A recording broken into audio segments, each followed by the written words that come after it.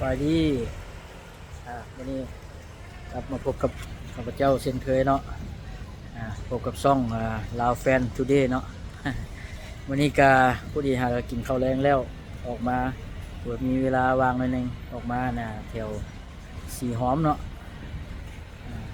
ที่ว่าเป็นเจ้าห้องว่าเป็นสตรีทฟู้ดที่เป็นบอนยุดคนมาลินมาเที่ยวยามแรงเนาะเป็นนักบนขายอาหารแคมทางหรือว่าสันซ่าเนาะภาษาอังกฤษเป็นห้องว่าสตรีทฟู้ดเนาะซึ่งว่ามีหมู่ข้าพเจ้าเป็นอยู่ฝั่งประเทศเพื่อนบ้านเนาะอยู่ประเทศไทยเพิ่นเคยมาพักอยู่แถวนี้เนาะแล้วก็เป็นสะดวกว่าสันซ่าเนาะเป็นลงมาแล้วก็มันเจอกับเป็นสตรีทฟู้ดอยู่ข้างหลังนี้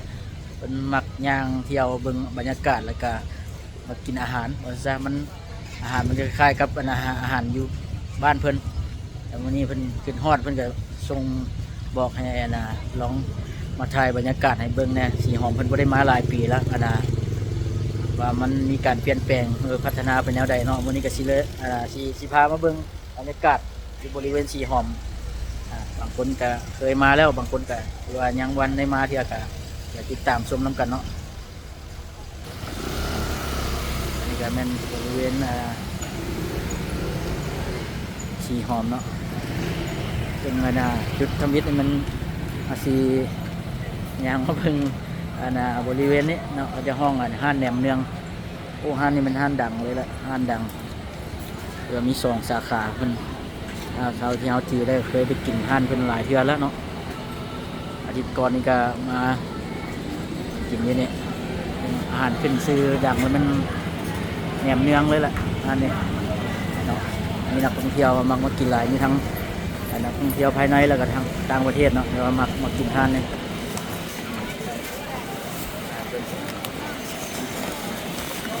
การเด็ดสดแบบนี้เลยโอ้จะแซ่บหลายเป็นปีกเหมือนคนหลายฮันเนี่ยเราเจ้าก็มักมากินเรื่อยๆอยู่ฮันเนี่ยผู้ใดบ่สะดวกกินยืนฮันก็เอาไปกินอยู่บ้านก็ได้เนาะฮันคนแซ่บหลาย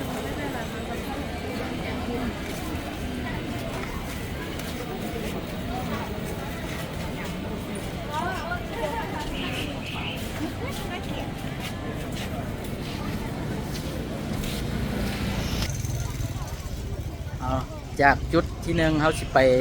บอนที่ว่าเป็นโมเฮาผู้เพิ่นเคยมาพักอยู่เนาะลงมาแล้วเพิ่นก็สิเจอบรรดาห้านอาหารต่างๆเขาสิไปจุดนั้นเนาะแต่ว่าก่อนที่ฮอดทางนั้นเขาบรรดาห้านอาหาร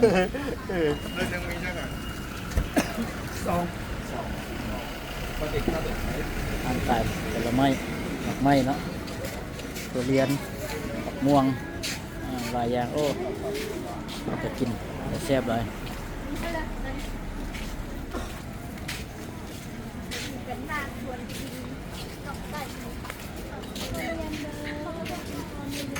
อาหารไก่ทุเรียน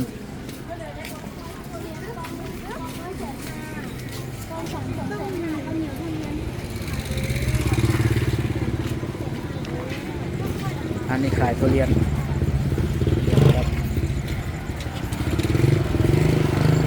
อันมาเขาก็สิเจอสีแยกตัวนี้ก็สิเมนห้างสรรพสินค้าตัวนี้คือว่าค่อนข้างว่าเก่าแก่แล้วห้างตัวนี้ออกแม่นคนมาเที่ยวหลายสังเกตเห็นมีตัวหนึ่งที่ว่าต่างหูต่างตาไปตัวนี้ก็มันมีจะเป็น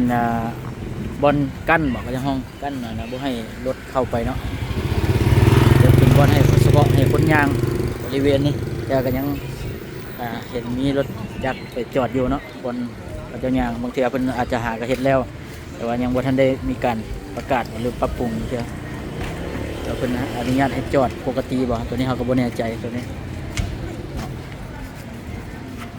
หรือว่าตัวนี้หากระเฮ็ดใหม่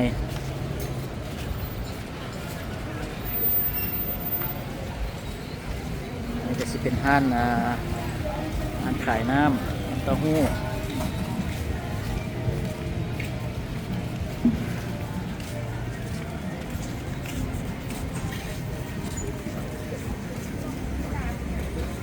ขนมหวาน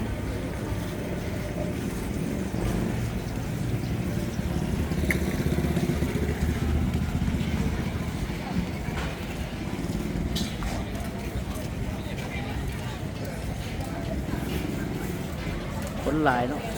ตอนแรกมามีนักท่องเที่ยวช่วงนี้ก็เป็นช่วงท้ายปีก็สิมีนักท่องเที่ยวมาเอาหลายหน่อยหนึงหลายจะเป็นทางประเทศเพื่อนบ้านทางประเทศไทยและประเทศเกาหลีเนาะที่ว่ามาหลายช่วงนี้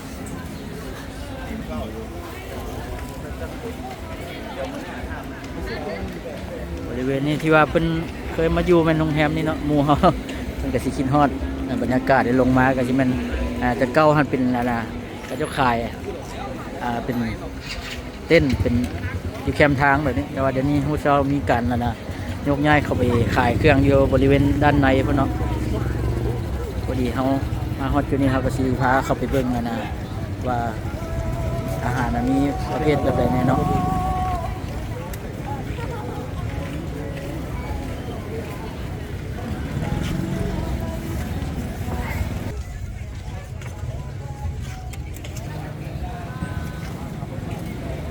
ไปดีเนี่ยค่า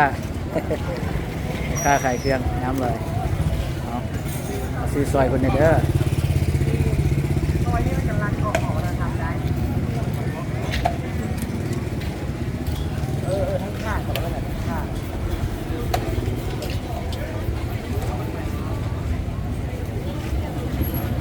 บรรยากาศทั้งด้านนอกจะมีห้านขายน้ำจะมีเป็นห้านแบบนั่งแคมทางนี่ขายน้ำหมกเลี้ยงสด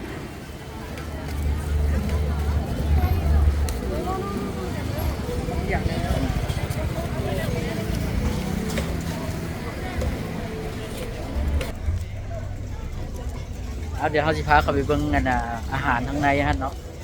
ก็มีหลายรายการมีหลายเมนูอยู่เนาะผู้บางคนก็สิเคยมาสัมผัสแล้วแต่ว่าผู้บางคนที่ยังไม่ได้มาก็ลองเบิ่งติดตามกันเนาะว่ามีอาหารอยู่แบบใดแน่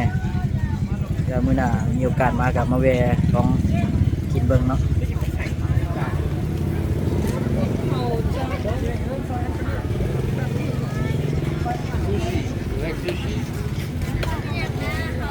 ขนมเอสเมนปลาแซลมอน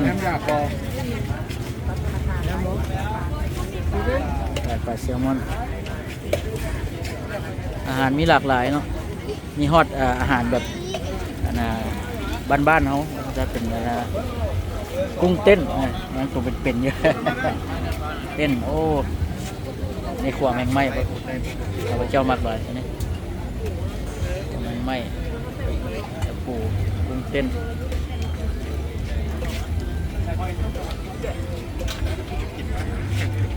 เพราะเขาได้กินเขาได้มากแล้วไหม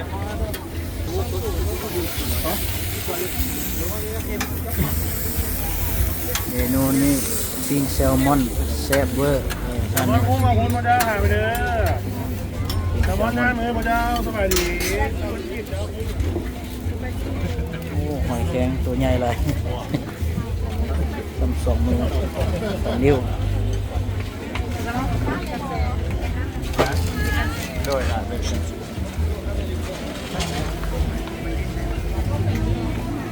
คนหลายเนาะอยู่ข้างในนี่เพราะว่าแต่เก่าเจ้าให้ไปนั่งกินอยู่ข้างนอกเลยเดี๋ยวได้นับมาขายอยู่ข้างในหรือว่านักท่องเที่ยวเท่าไหร่เข้ามาอยู่ข้างในพี่เบิร์ด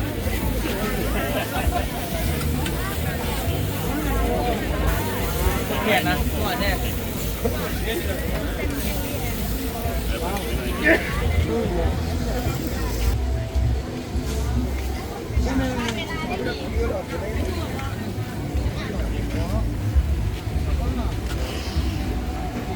我喜欢的那边好吃。น้ำหวานเนาะอันนี้ที่เป็นส่วนน้ำหวานคนผู้ที่มาของหวานก็ที่มันเป็นสิ่งที่ว่ายอดนิยมน้ำหวานน้ำปั่นปั่นเพื่อสุขภาพต้องจบกันไม่เอาเลยแครอท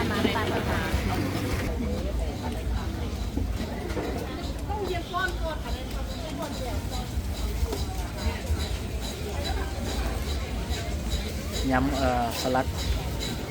กินสลัด เราอยู่ประจำ เอาเบิ่งโซนนี้ก็จะปนกันเนาะปนกันคล้ายๆกันข้างใน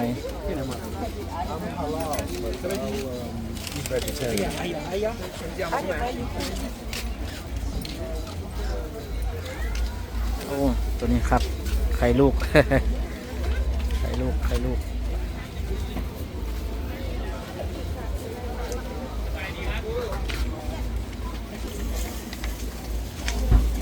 ผัดไทยมีหลายอาหาร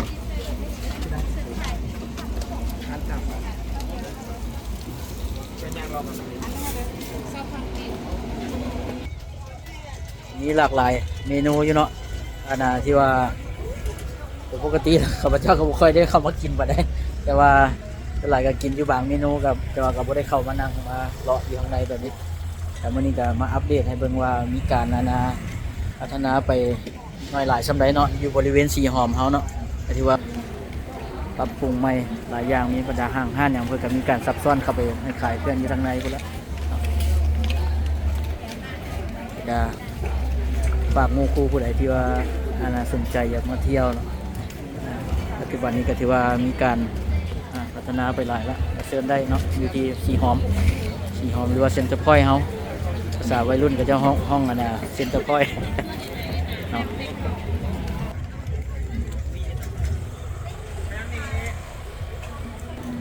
ไปคนมาจอดถึงเลย